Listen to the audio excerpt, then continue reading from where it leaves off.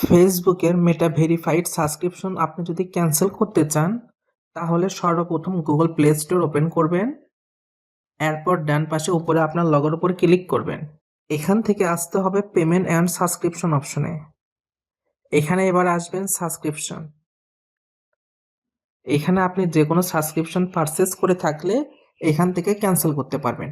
আমি ফেসবুকের মেটা verified max যে মান্থলি সাবস্ক্রিপশনটা আছে অলমোস্ট 20,000 টাকার মতো, এটা ক্যান্সেল করতে চাচ্ছি।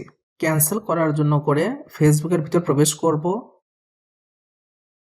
এখানে দেখেন লেখা আছে ক্যান্সেল সাবস্ক্রিপশন, ক্যান্সেলে ক্লিক করতেছি।